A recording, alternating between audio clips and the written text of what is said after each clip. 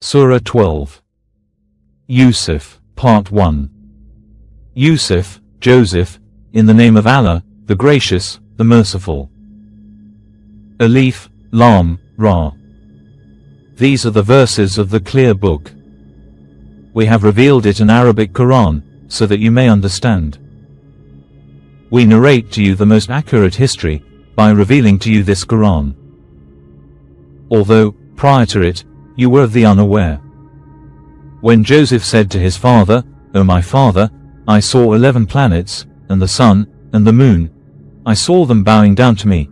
He said, "O my son, do not relate your vision to your brothers, lest they plot and scheme against you. Satan is man's sworn enemy.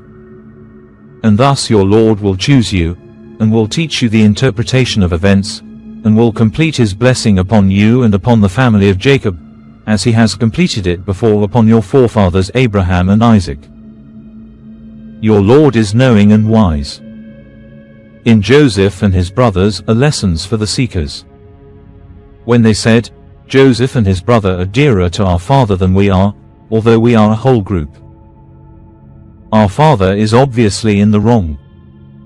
Kill Joseph, or throw him somewhere in the land, and your father's attention will be yours. Afterwards, you will be decent people." One of them said, "Do not kill Joseph, but throw him into the bottom of the well. Some caravan may pick him up, if you must do something." They said, "Father, why do you not trust us with Joseph, although we care for him?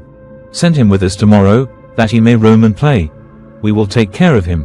He said, "It worries me that you would take him away. And I fear the wolf may eat him while you are careless of him." They said, "If the wolf ate him, and we are many, we would be good for nothing." So they went away with him, and agreed to put him at the bottom of the well. And we inspired him, "You will inform them of this deed of theirs when they are unaware." And they came to their father in the evening weeping. They said, "O father, we went off racing one another, and left Joseph by our belongings, and the wolf ate him.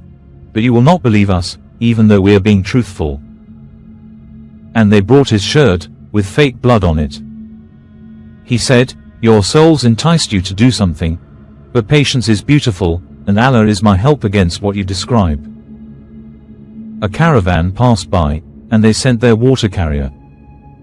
He lowered his bucket, and said, "Good news. Here is a boy." And they hid him as merchandise. But Allah was aware of what they did. And they sold him for a cheap price, a few coins. They considered him to be of little value. The Egyptian who bought him said to his wife, "Take good care of him. He may be useful to us, or we may adopt him as a son." We thus established Joseph in the land, to teach him the interpretation of events. Allah has control over his affairs, but most people do not know. When he reached his maturity, we gave him wisdom and knowledge. We thus reward the righteous. She in whose house he was living tried to seduce him. She shut the doors, and said, "I am yours." He said, "Allah forbid. He is my Lord, he has given me a good home. Sinners never succeed." She desired him, and he desired her, had he not seen the proof of his Lord. It was thus that we diverted evil and indecency away from him. He was one of our loyal servants. As they raced towards the door, she tore his shirt from behind. At the door, they ran into her husband. She said, "What is the penalty for him who desired to dishonor your wife, except imprisonment or a painful punishment?" He said, "It was she who tried to seduce me." A witness from her household suggested, "If his shirt is torn from the front, then she has told the truth, and he is the liar. But if his shirt is torn from the back, then she has lied, and he is the truthful." And when he saw that his shirt was torn from the back, he said, "This is a woman's scheme. Your scheming is serious indeed. Joseph, turn away from this. And you, woman, ask forgiveness for your sin. You are indeed in the wrong." Some ladies in the city said, "The governor's wife is trying to seduce her servant. She is deeply in love with him. We see she has gone astray." And when she heard of their gossip, she invited them, and prepared for them a banquet, and she gave each one of them a knife. She said, "Come out before them." And when they saw him, they marveled at him, and cut their hands. They said, "Good Allah, this is not a human, this must be a precious angel." She said, "Here he is, the one you blamed me for. I did try to seduce him, but he resisted. But if he does not do what I tell him to do, he will be imprisoned, and will be one of the despised." He said, "My Lord, prison is more desirable to me than what they call me to. Unless you turn their scheming away from me, I may yield to them, and become one of the ignorant." Thereupon his Lord answered him, and diverted their scheming away from him.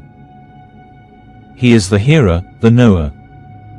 Then it occurred to them, after they had seen the signs, to imprison him for a while. 2 youth entered the prison with him. One of them said, "I see myself pressing wine." The other said, "I see myself carrying bread on my head, from which the birds are eating. Tell us their interpretation, we see that you are one of the righteous." He said, "No food is served to you, but I have informed you about it before you have received it. That is some of what my Lord has taught me. I have forsaken the tradition of people who do not believe in Allah, and regarding the hereafter, they are deniers. And I have followed the faith of my forefathers, Abraham, and Isaac, and Jacob. It is not for us to associate anything with Allah. This is by virtue of Allah's grace upon us and upon the people, but most people do not give thanks."